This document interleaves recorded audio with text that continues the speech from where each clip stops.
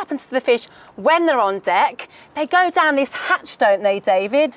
Under the deck. They do, to the fish room underneath us. And earlier on, we had a sneak peek, and this is what we found.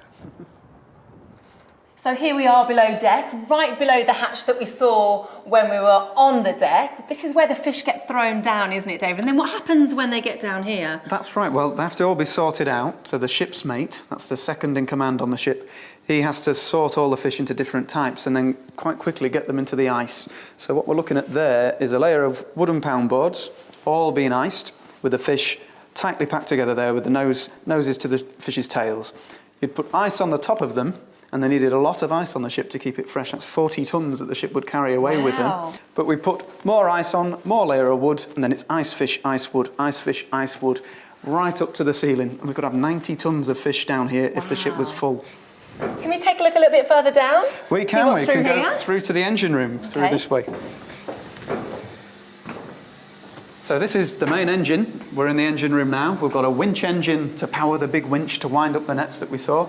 And this is the main engine to power the engines built at Lincoln. It was very, very loud down here, and the engineer had to be in here for 12 hours every day while the ship was at sea. So it was a tough place to work as well down under here.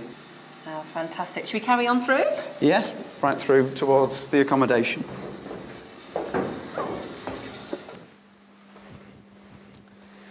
Wow, so this is, I guess, the sleeping quarters. This is what was known as a four-man berth. 4 men would sleep down here. And of course, they've not had a wash for all the time they're on the ship, which would be 2 or 3 weeks on big ships. And they're sleeping in the clothes they were working in with the fish on the deck. Wow. So it could get a little bit pongy down here as well. Yeah, and snoring as well. Mind you probably can't hear anything if there's the all engine the sound noise of the coming engines through. and the propeller beneath our feet churning the water as well. Wow. Well, the cook was the most important person on the ship, or so a lot of people would say, because your meals were so important because we're working so hard. So all of these pans on the boil all the time, the spouts facing away from him because, of course, the ship is rolling, so everything has to be clamped tightly onto the top of the oven. Amazing. Big pans of this was often known as a pan of shackles, a stew that they could be having as well. So good hearty meals that are going to give them lots of energy so that they can do the job they need to do. Wow. Where would they eat it? In the room just next to us, this is the mess. Wow, so this is where they'd eat their hearty meal. It is. So you can imagine from all the cold wind, even frost and ice on your faces and in your hair, to sit down in here, have a big warm meal, a big pint mug of tea. Oh, would feel amazing, wouldn't it? It must have felt like heaven. Fabulous. Where to next, David? Well, I think we need to go up to the wheelhouse where the skipper would have commanded the Ross Tiger. Great.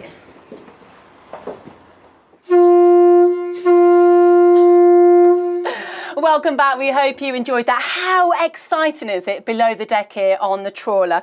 We're now in somewhere else which is just as exciting and very important, isn't it, David, in here? What happens? It is. This is the wheelhouse. So this is where the skipper of the ship, that's the captain, would command the Ross Tiger. Great. So it's called the wheelhouse, I'm guessing, because we have a ginormous wheel here.